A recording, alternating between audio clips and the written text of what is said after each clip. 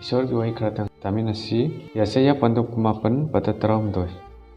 Lining थबुना मदुदा हायरमी मी सिंगसिना आईगी इपमदा मचिन खक्तना नगना लागी मचिनदन आईबु इकाई खुमनबा उल्ली थापना लई मखोई की थमोइदी अइना पीखिबा याथंगदुदी चिनफा तौरबा मीगी याथंग ओल्ले मतै मनाव नुंसिना हंदबा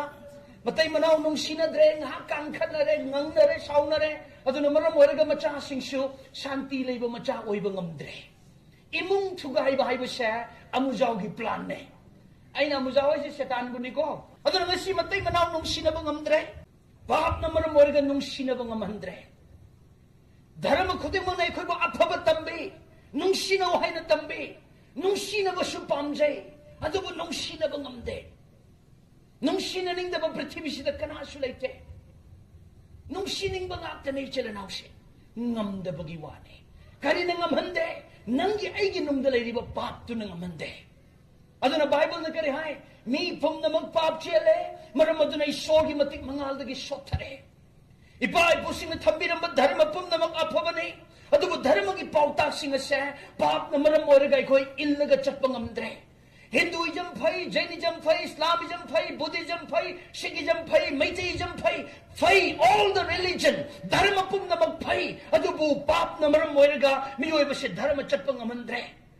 Miyoy ba na dharma chatpang amna ba kari darkar lai, pap kokpi ba punsi phang ba darkar lai. Amen. Pap kokpi ba punsi phang na ba kari tawgadagi hai na dharma gi lairik phaktok tu ni yeng ba matam dai chana se. Bible phak tu ni yenge kari tawraga pap kok kadage hai na Bible si phak tok tu ni yengba matamda Bible na kari hai pap kok na nabagi nama pap chen da ba I taga da bane Hindu gi Veda Shastra phak tok tu ni yengba matamda pap kok na nabai khoi kari taw kadage hai na thiba matamda Hindu gi Veda Shastra na kari hai pap kok chaba punsi phang na ba pap chen da ba I kat kada bane Musalman singi Quran phaktuk tu yenge kari tawraga pap ko kadage hai na thiba matamda Musalman singi Quran na chukare hai pap hai ba se I da tong da changhi bane na miyoi bagi pap si kok na ba pap chenda ba I tabi gada bane dharma gi lairik pum namak na pap kok na ba pap chenda ba I darkar lai hai ba se dharma gi lairik ta I tu na lai chana se Bible khakta da nate scripture aseng ba scripture khuding magta pap kok na ba pap chen da ba I darkar lai hai bisi I do na nei maram di pap hai bisi mapan da pakpa amot pa posak na te ekoi mai tay sing na di khang da na pap si mapan da pakpa amot pa man da na iru jaraga pap ko kadra hai na khan na basu lai natra iru jaraga sengba iru jaraga kok li basi nura ne iru jaraga pap kok pa oiram labade Manipur da khwaidai sengdo sem maitai nupi singsine maramdi moidi nungtegi iru banena singmi singsine khara hena pap chelam gane maramdi noi toina iru da banena dharma gi shastra gi lamai si mathang mathang phak tu yang ba matham da miyoi bagi pap se mapan da pakpa amot pasi oiram dre manung da lairi ba amot pasi oiram gre aba maram aina iru jarga pap ko pi bangam de ha bagi praman de mi yamaga khanna ba se yam sauna ba se iru jara kanda sauba phakhiba leite aba nagaga kuki ga sauna ba sibo iru jara kanda kokhiba leibro leibra iru jara ga pap ko amba tarabade nagana sumaitei nungsi pham thoi na kuki na sumaitei nungsi pham thoi maram de ko yam toi ni iru grabne aba adubu iru rasu hanjin lu rasu ekoi nungsina ba ngamdriba hanjin iru rasu kokna ba ngamdriba se iru raga kokli se nurani pap natte haba iru jaraga sauba mangan ba ngamde pap hai bisi sauba du pap ni migi maral kopi ba ngamda du pap ni machin thi ba du pap ni mai hong sauba du pap ni mitu miwa landa ba du pap ni mi hat ba du pap ni maranai thi ba du pap ni asisin si pap ni amasung pap ki mahai ngakta ni Chumdra ekoi nagaga maitai singsidi yam pap chen da ba male English ta har gana very diplomatic maitai sing na mukhara hele machin nan ba si loi ravne nan ngang ba koi da thek la ba kadai chalu ba oi bungo asina chalu ba ne si nang di kam dori nungai ri ba du nungai handra Maitai so du tawi, Naga so du tawi. Masa English ta yam na diplomatic way ba gawi. Mong yam taba, ngang basak pa yam hiba. Naga marak ta su tangkul na top ne. Manipur da Maitai na number 1. Atu ke heng mathangda tangkul doi mathangda atay Naga sing. Cookie sing dia tu main tahu je, moi de very shortcut. Ipa, kadai chat pra. Lambi da chat pasi uta pra. Ipa, Christian were sine har, san ipa mi wat pra, hai sin.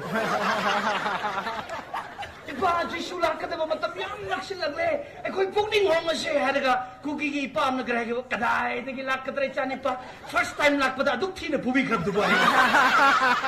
E koi Maitai ga naga ga de tu mai nang oi. Aku ini koi naga tek lagan nung sinangang gani una baganda ya ning sinai re ai ni asaga satu ni sim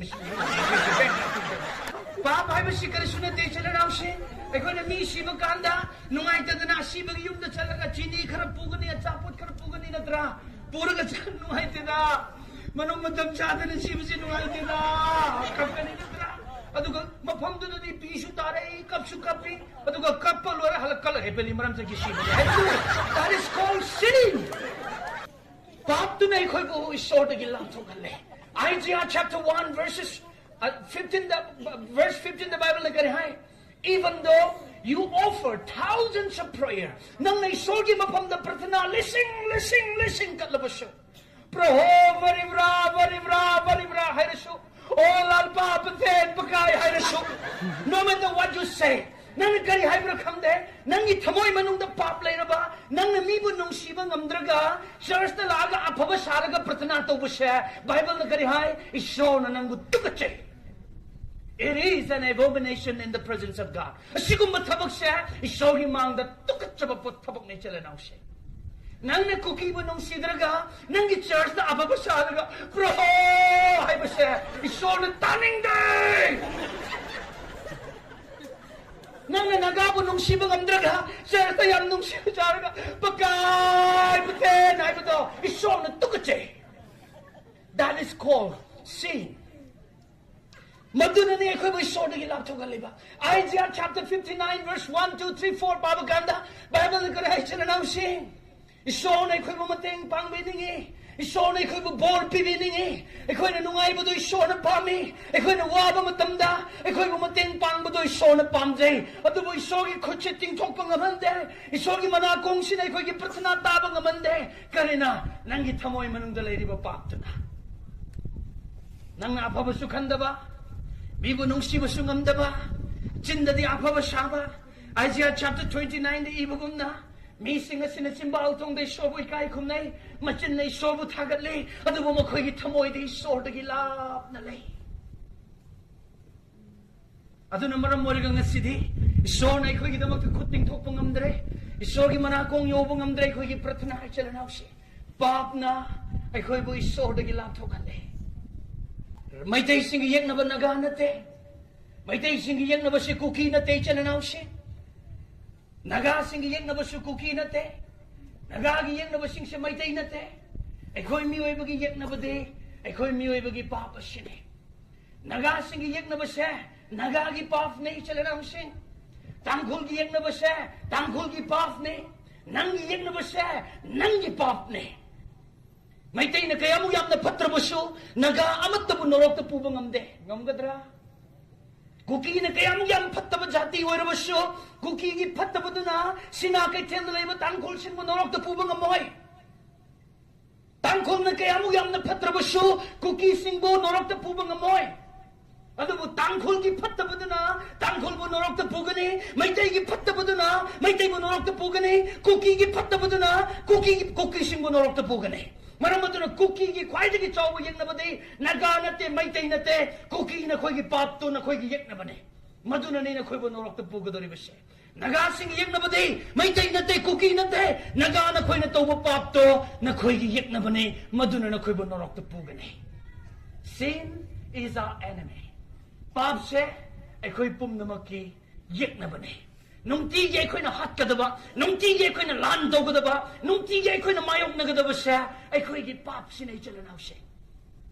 Nang nagabu nung sirakta ba matamda, nang nakangadabadi, naga nung sibang amdaba, nang itamoy da malaklibado, madun nang iyak na ba ni naganate. Nang nagkukibo nung sibang amlaktraba, nung sibang amdaba man nang itamoy da laklibado, madun nang iyak na ba ni kukising mo nate. May taysing mo na ko na sarap ko matamda, may taysing doon ako iyak na ba nate, may taysing mo nung sibang amdaba, akaka man nung andalay do, madun nang ipap ni, madun na nang manurap to puta ka doon ni.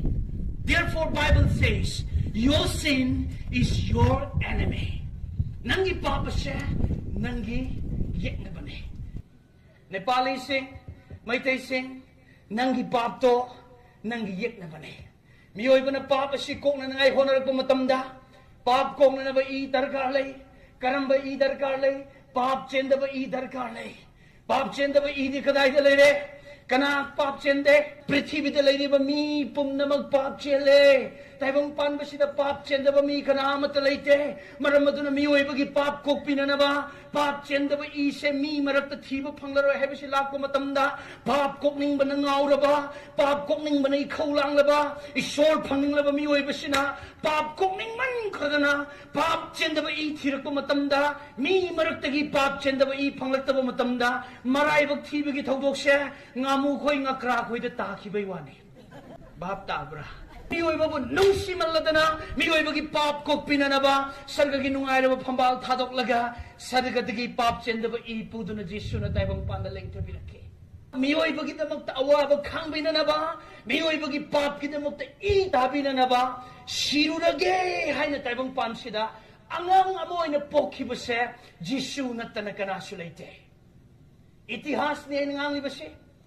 पृथ्वी की इतिहास की लमाई फाक्तोक तो नहीं मतमदा मियोई बगी पाप की दमकता आई पाप की दमकता शीब चल लगे है ना ताइबंग पान बशीदा शीब लाखी ब मी सिंगी मनुंगदा इचल नाउ सिंग मियाम सिंगी मनुंगदा जिसु नतना शीब लाखी ब कनासु लेते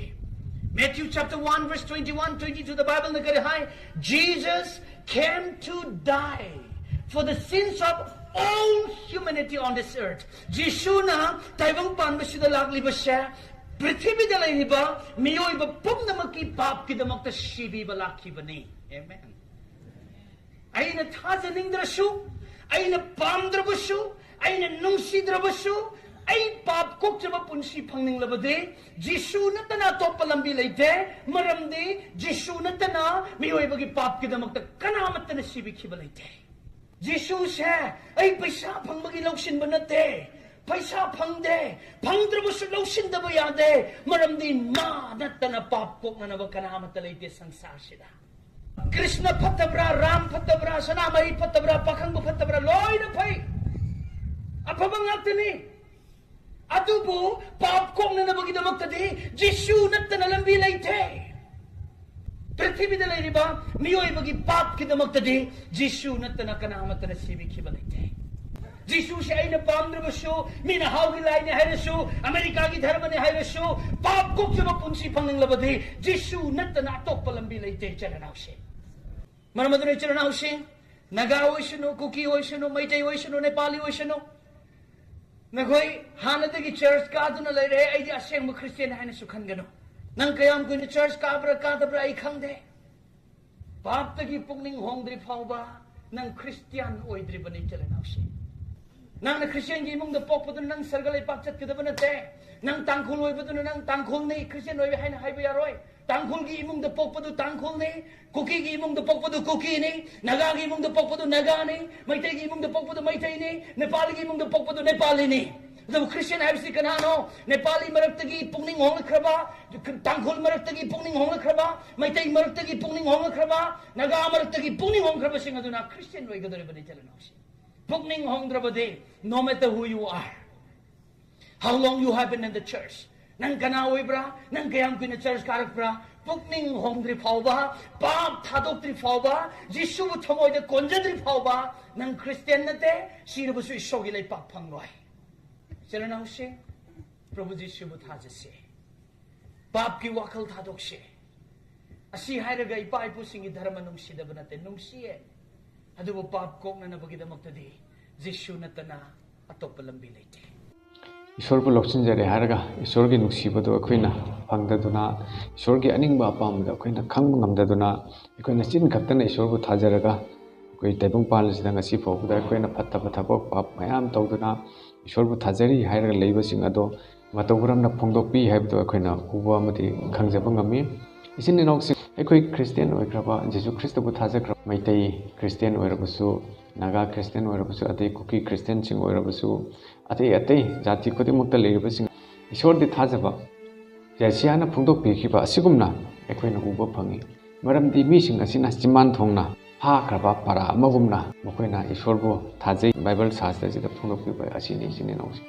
ꯍꯣꯏ, ꯈ꯭ꯔꯤꯁꯇꯤꯌꯟ ꯑꯣꯏꯗ꯭ꯔꯤꯕꯁꯤꯡ, ꯖꯤꯁꯨ ꯈ꯭ꯔꯤꯁꯇ ꯊꯥꯖꯗ꯭ꯔꯤꯕꯁꯤꯡ, ꯑꯩꯈꯣꯏꯅ ꯈꯪꯗꯕꯒꯤ ꯃꯄꯥꯟꯅ ꯐꯠꯇꯕ ꯊꯕꯛ ꯀꯌా ꯑꯃ ꯇꯧꯏ꯫ ꯇꯥꯏꯕꯪꯄꯥꯟꯁꯤꯗ ꯂꯩꯔꯤꯕ ꯖꯥꯇꯤ ꯈꯨꯗꯤꯡꯃꯛꯀꯤꯗꯃꯛꯇ ꯏꯁꯣꯔꯅ ꯀ꯭ꯔꯣꯁ ꯃꯊꯛꯇ ꯏ ꯇꯥꯕꯤꯗꯨꯅ ꯄꯥꯞꯁꯤꯡ ꯑꯗꯨ ꯏꯁꯣꯔꯅ ꯀꯣꯛꯄꯤꯈ꯭ꯔꯕꯅꯤ ꯏꯆꯤꯟ ꯏꯅꯥꯎꯁꯤꯡ꯫ ꯑꯩꯈꯣꯏꯅ ꯄꯥꯞꯇꯨ ꯀꯣꯛꯆꯕ ꯄꯥꯝꯕ ꯑꯣꯏꯔꯕꯗꯤ,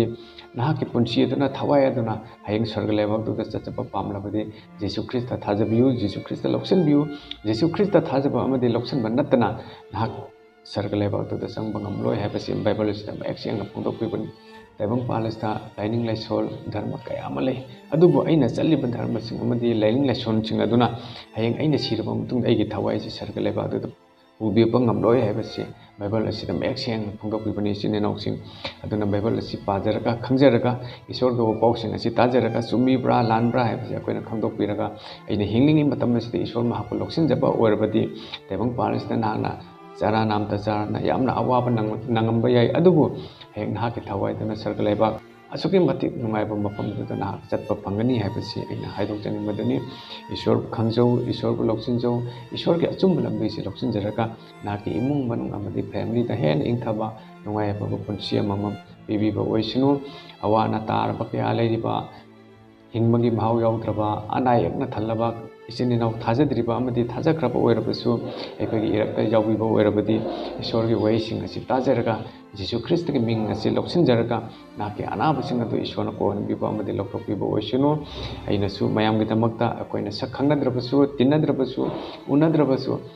ꯅꯨꯃꯤꯠ ꯈꯨꯗꯤꯡꯒꯤ ꯑꯩꯅ ꯇꯥꯏꯕꯪꯄꯥꯟꯃꯒꯤ ꯑꯃꯗꯤ ꯏꯔꯝꯗꯝ ꯃꯅꯤꯄꯨꯔꯒꯤꯗꯃꯛꯇ ꯂꯩꯔꯤꯕ ꯖꯥꯇꯤ ꯈꯨꯗꯤꯡꯃꯛꯀꯤꯗꯃꯛꯇ ꯑꯩꯅ ꯏꯁꯣꯔꯗ ꯄ꯭ꯔꯦꯌꯔ ꯇꯧꯖꯕꯅꯤ꯫ ꯅꯨꯡꯉꯥꯏꯕ ꯄꯨꯟꯁꯤ ꯑꯃ, ꯏꯪꯊꯕ ꯄꯨꯟꯁꯤ ꯑꯃ, ꯅꯨꯡꯁꯤ ꯆꯥꯟꯅꯅ ꯂꯩꯕ ꯄꯨꯟꯁꯤ ꯑꯃꯃꯝ ꯁꯣꯏꯗꯅ ꯑꯩꯈꯣꯏ ꯑꯣꯏꯍꯟꯕꯤꯒꯅꯤ ꯍꯥꯏꯕꯁꯤ ꯑꯩꯒꯤ ꯊꯥꯖꯕꯗꯨꯅꯤ꯫ ꯏꯁꯣꯔꯕꯨ ꯑꯍꯥꯟꯕꯗ ꯑꯩꯈꯣꯏꯅ ꯐꯪꯅꯅꯕ ꯍꯣꯠꯅꯁꯤ꯫ ꯏꯁꯣꯔꯒꯤ ꯅꯨꯡꯁꯤꯕꯗꯨ ꯑꯩꯈꯣꯏꯅ ꯂꯧꯁꯤꯟꯅꯅꯕ ꯍꯣꯠꯅꯁꯤ꯫ ꯏꯁꯣꯔꯒꯤ ꯅꯨꯡꯁꯤꯕꯗꯨ ꯑꯩꯈꯣꯏꯅ ꯈꯪꯕ ꯉꯝꯅꯅꯕ ꯍꯣꯠꯅꯁꯤ꯫